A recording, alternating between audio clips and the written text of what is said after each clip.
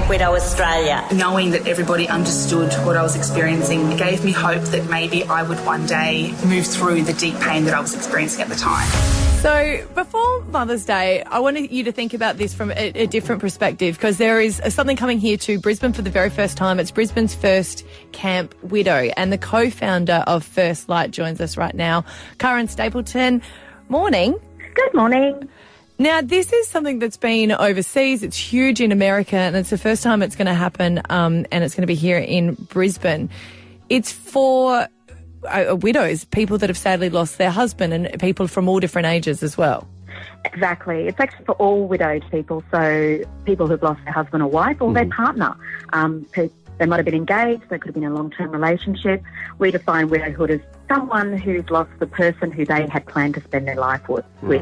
It's interesting, actually, when Abby was telling us about this, because my mum lost her husband, my father, years and years ago, and I've never thought about, on Mother's Day, how she would think about that, because she created her children with that other person. Absolutely. And Mother's Day is difficult for those reasons for many people, because the person that is there to share that joy together is no longer with you necessarily. And so it can be, and it's also for the children, it's tricky because the person that is there that they rely on to help them with that and make mum feel special is also not there to guide them with that. So there's still joy attached to it with a lot of, as we go through grief, we have a lot of joy in our lives and a lot of happiness, but there's a duality at times where there's sadness attached to things as well, and it's how you move forward with that. And for you personally, Carren, you were widowed in 2013. You had 2 small children together, is that correct? Yeah, I had 2 teenage children, young teenage children, so 13 and 17.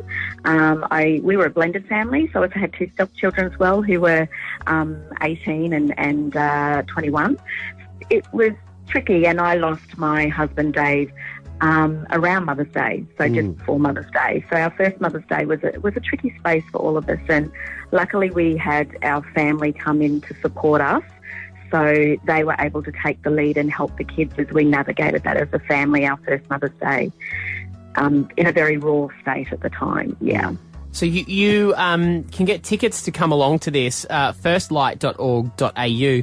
What are the types of things that happen there? So if someone knows someone who is widowed on Mother's Day, what can they do to, I guess, be sensitive to it or to help them out? Do you make more of an effort?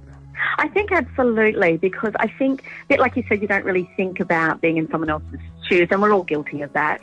But particularly I think if you know someone who's lost their partner and they've got young children who don't have the capacity to go and get something for mum or to give something to mum or to make something for mum, then if you can sort of just take them aside and encourage them and help them make a card or take them to the shops and, help them buy some flowers or something, then that means that they feel like they can give mum something as well, because, that also helps mum out when she's feeling a bit low.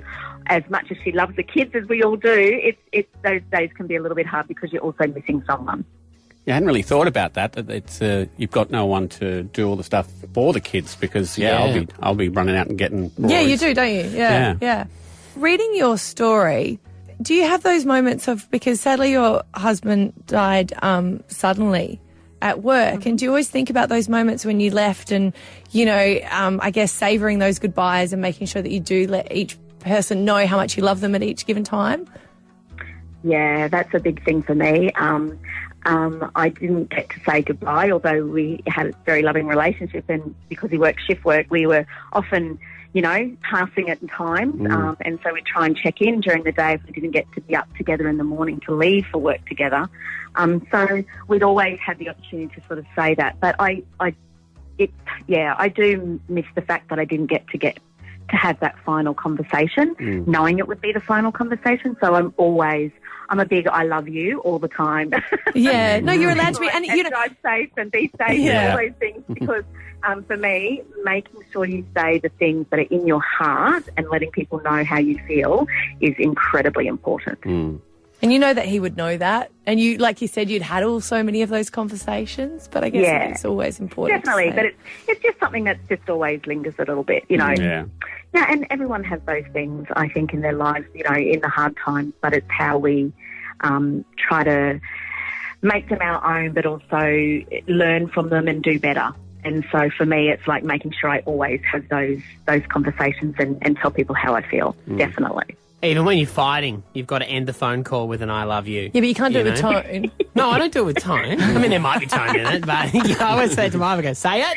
Say you love me. I don't know. Have you said that after we've fought? I'm very angry with you, but I also love you. Yeah, that's a good one. I love it. You're I'm not forgiving you, but I will still love you. Look, this is a great initiative, and if you want to encourage anyone to go along, or go along yourself, firstlight.org.au. Carren, thank you so much for your time this morning. Thank you so much, guys. You have a great day.